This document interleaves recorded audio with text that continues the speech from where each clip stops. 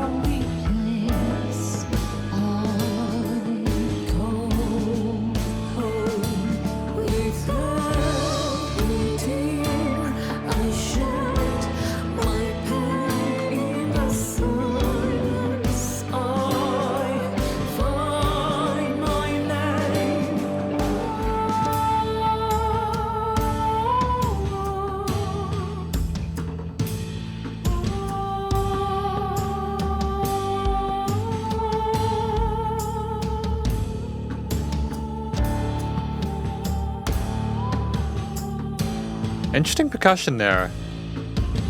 I like the fact we aren't just relying on the cymbals for a lot of it. We're happy to, work around with the toms and the snares and kicks and such.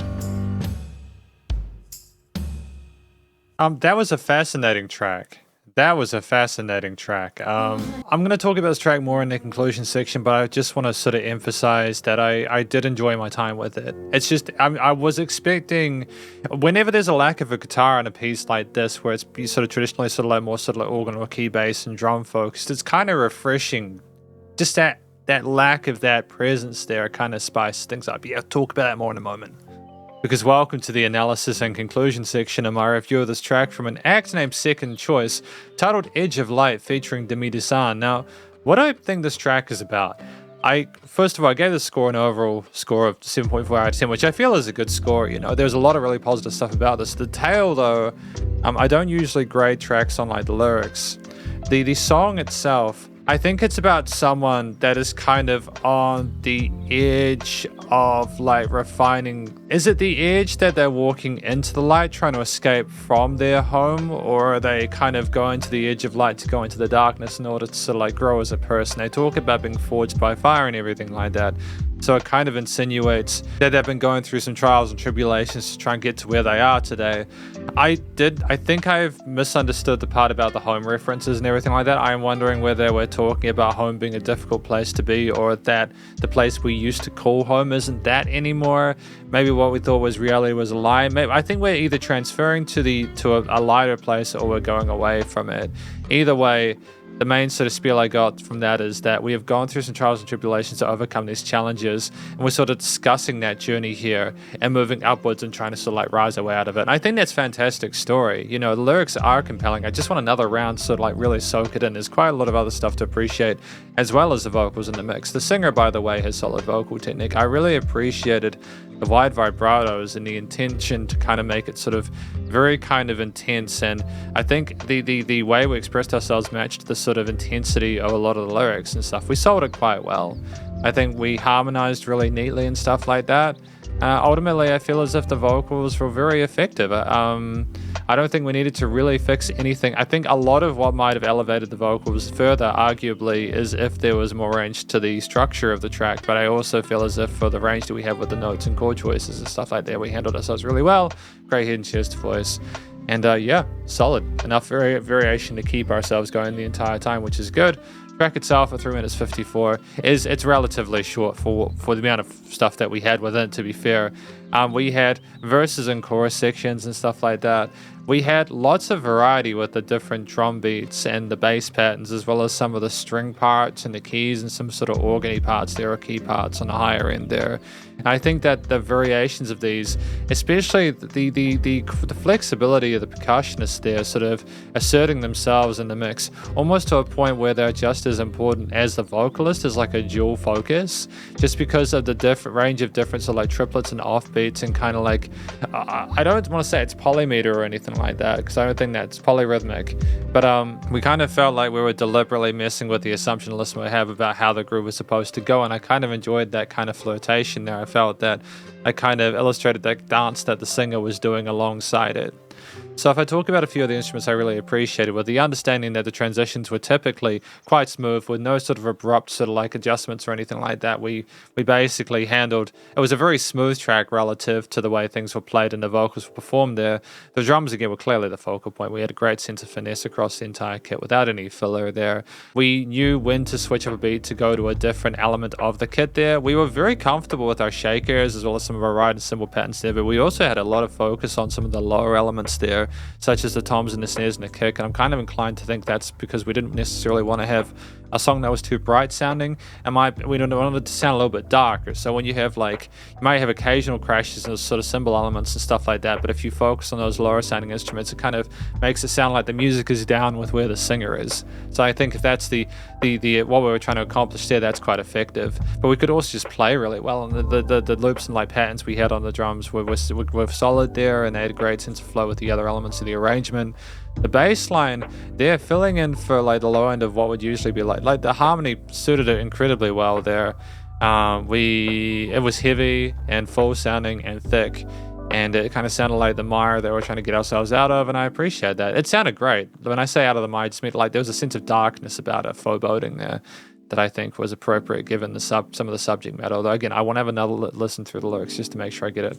It was always good to have a chance to sort of, like recheck something, but on first impressions it was still dope. The piano parts that I heard there were relatively minimalist. We didn't necessarily try and oversaturate the track with right hand parts there, kind of glistening in the higher end there. We had chords and patterns to keep us moving, and sort of recognizable kind of solid sounding major and minor triads, maybe some extensions occasionally, but again, nothing too bright or overbearing there. It was supportive of the vocals being the main focal point, as well as the drums providing interesting variations and degrees of different percussive elements there.